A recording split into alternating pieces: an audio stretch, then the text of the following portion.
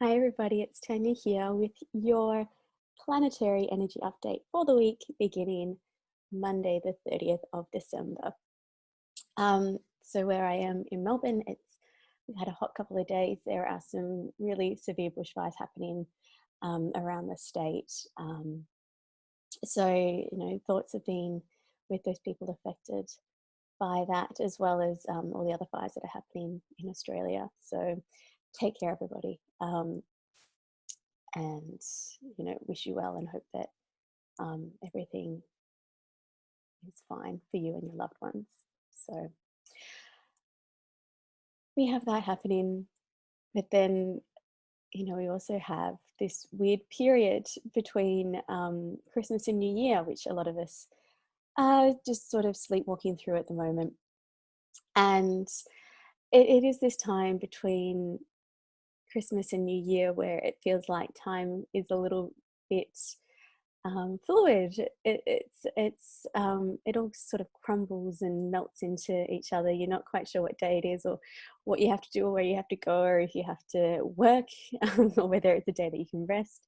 At least in Australia, a lot of people do take time off at this time of year, so it means that the cities are a little quieter. Everyone's sort of resting and gathering their energy back up before the start of the new year, and um, it can feel a little bit counterintuitive because it is Capricorn season, and Capricorn, it wants us to work and do the work, and it's a very doing sign, and it's not quite the energy of sitting and relaxing and doing nothing. So that's why it can feel a little bit odd. Um, with us at this moment. If you're in the northern hemisphere where it's winter, it does feel a little bit more like it's winter time, and so you naturally want to be inside. Whereas for us in the southern hemisphere, it's summertime, and we want to be out there um, and reaping what we've been creating, reaping our crops. So to speak. So this week or two can always feel a little odd. And to top it off, it's eclipse season. So we had the new moon solar eclipse on Boxing Day on the 26th of December. And then that's followed up by the full moon eclipse on the 11th of January. So always the period between eclipses can feel a little bit weird, because eclipses, they can bring sudden endings and cut things off. So often you don't really know what's happening or why. You just know that things don't feel quite right. So we've got this double whammy right now, which is why life could feel a little bit blind, a little bit weird. And um, my advice to you is to just go with it, as hard as that may feel. I did spend the weekend personally just kind of chilling out and not really doing much and allowing myself to rest.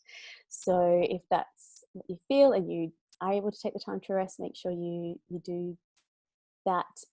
Even if you have to keep working, make sure you give yourself moments during the day where you can just really chill out and just sort of like prune back the social calendar a little bit now, because Sagittarius season had us all running around seeing everybody and having a wonderful time. Now we want to pare back a little bit and have a little bit of a rest and regain our energy so we can keep moving forward. So with that said, let's take a look at what the charts are doing right now, specifically. So I'll just share my screen. So this is today's chart. So probably the biggest thing that has just happened is we have Mercury entering Capricorn. So it's doing this big stellium here in Capricorn, this big Cappy party. Or should I say, being in Capricorn, the big business meeting. We've got the big board meeting here between the honchos of Pluto and Saturn, Jupiter, who has been in Capricorn for week or 10 days or something like that. We've got the sun here that's been there for about a week, and now Mercury is coming to join the party. So Mercury is the messenger.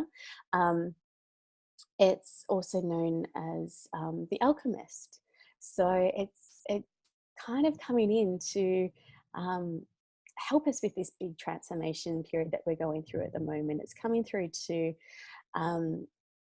know, turn everything into gold, into, I guess, the elixir of life.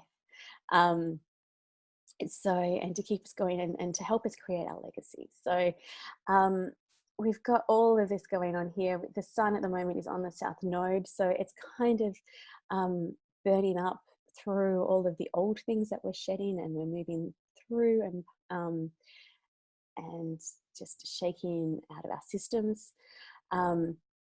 Jupiter has just been cleansed by the sun, so you know, that happened on Saturday, so it would have, you know, brought some beautiful, lovely expansion and good days and good vibes, but also helping us to become a little bit more realistic about where we're going and the expansions and the movements that we're taking here. So that's all our friends in Capricorn hanging out. We've got this big full moon that's going to be happening around 20 degrees Cancer on the 11th of January, and that will shortly be followed by Saturn and Pluto becoming conjunct in Capricorn, which is all, you know, astrologers can talk about at the moment. It's just like, wow, this big conjunction that hasn't happened in however many millions of years, etc., in Capricorn, and what it is actually going to mean for us in transforming and really getting refocused and really driven towards what we're doing. It's kind of like 2018, 2019, it was about shedding a lot of the old things, so then we can create space. And this is the last push of just getting rid of all of that so we can actually step into our next role and change. So if there has been something you've been working towards, which feels like it's been a bit stalled, things have come up, there's been roadblocks, there's been delays, there's a reason for it. It's because we had to clear out all of the old baggage and the old crap, and this is our last huge shake, our huge clean out that we're going to get, so we can actually really, really do our new work and our new soul's purpose. And, you know, you can see it also crumbling in politics around the world as well. Things are starting to crumble so we can rebuild them and create better foundations. So it's not just in our personal lives, it's on a world stage as well. So everything is just coming to a head so we can fix it and clean it up. We've kind of got to chuck everything out first and then rebuild. The other big thing happening today, we've got Mars over here in Scorpio. It's in the last degrees of Scorpio. And at the moment it is making, you know, aspects over to Saturn and Pluto. So it's really helping us get a little clearer about what we're working towards. We've got Venus and the moon over here in Aquarius, which is allowing us to have a little bit more a distance from our emotions. It's air. Aquarius is an air sign, and it helps us be a little bit detached, and so we can look at things from a wider perspective and you know, really see what we have to do and why. You know, if you're attached to a certain situation, perhaps it's not quite good for you, and this is the moment where you can actually sit down and be like, oh, okay, this is why it's not really working out, and I can see why it'll be better for me to just let go of this person or belief or job or whatever it is, and start to actually make those moves towards it. And again, we've got these aspects too. Mercury especially is making this aspect over to Uranus. So Uranus, a little change maker over here in Taurus, will go direct at the same time that Saturn and Pluto will be conjunct. And so, you know, Uranus is about change and freedom. And so it's all about just creating this change and this freedom within ourselves, even if it feels scary right now. It's just about feeling good and working towards how we want to feel with that. So that is today's chart. And then if we flick to New Year's Day, so, you know, not much really has changed, except we've got the sun's just moving a little bit more through Capricorn, and Mercury is joining up closer with Jupiter and the South Node. But probably the biggest thing is we've got the Moon and Neptune meeting up in Pisces. Now, this is going to sort of bring a lot of a lot of emotion to the collective, and also to our spiritual connection with ourselves and with each other. So in the sign of Pisces, Pisces is about the collective unconscious.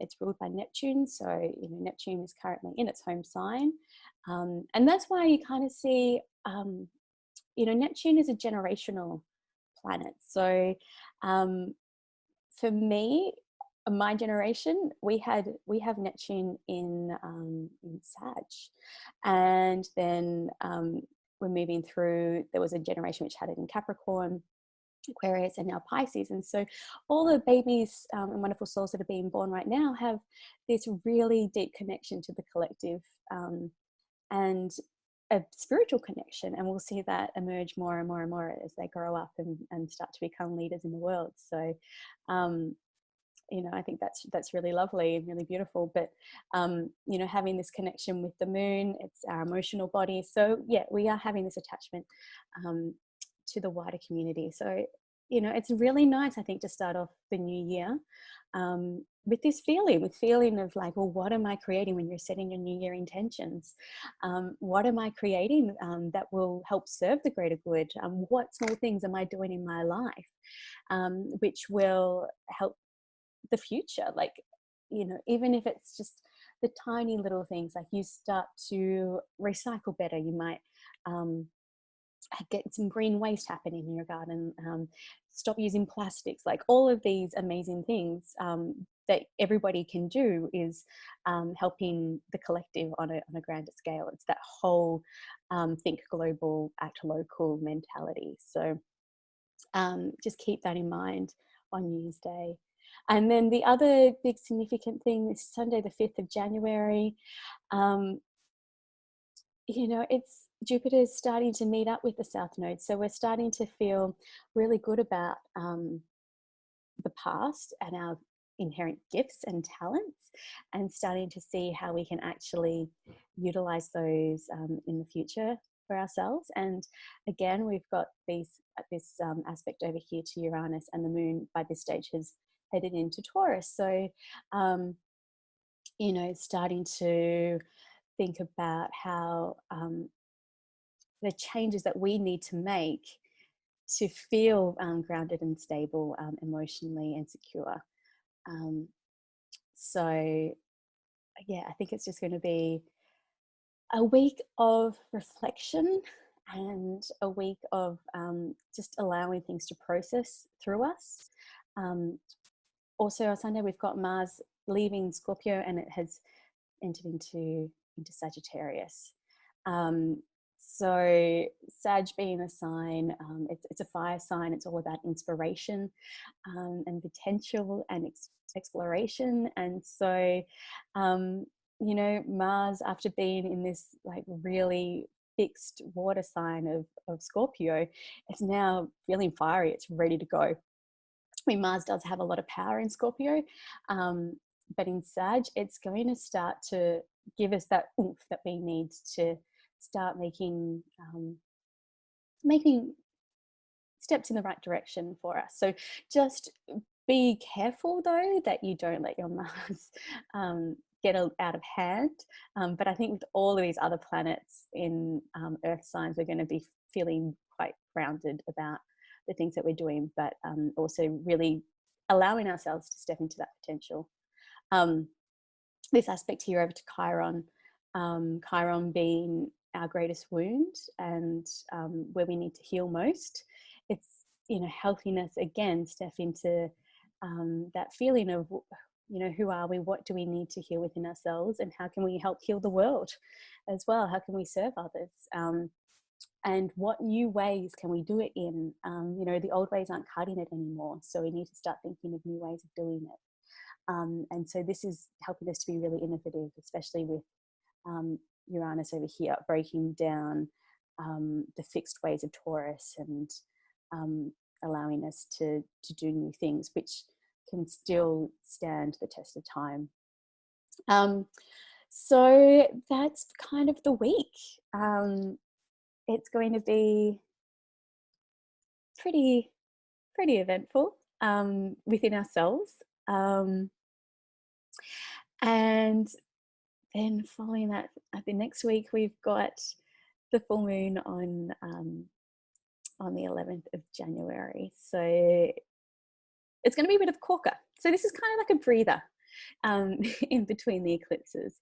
So just like I said at the start, allow yourself to be, allow yourself to go with what is. And, you know, we can really make changes together. Now, one thing that I wanted to say is that I have a special on my Year Aligned to Self and Year Ahead readings for 2020. So it's 20% off if you book it in January. So that's pretty good. So let's, you know, get yourself now down to see how these things will be playing out for you personally. And so I'll pop the link down below on how to book that. So it, you know, then you can start to use this energy to set the right goals and see, you know, be forewarned about what might await you, what the big things are for you for 2020 personally. And the other thing is if you are in Melbourne, I'm running a full moon workshop, which is going to be really fun on Friday, the 10th of January. In Ascot Vale. So again, I'll put the details to that below, but come along. It's going to be really, really beneficial. I will have your individual charts all prepared for you. We can talk about how, you know, this current month will be playing out for you, and do a little bit of meditation and releasing through just some nice movement. And I'm very excited to host this. It's my first moon session, so I hope you can come along. So thanks everyone. Have a good week. Stay safe wherever you are, and I'll talk to you soon. Mwah.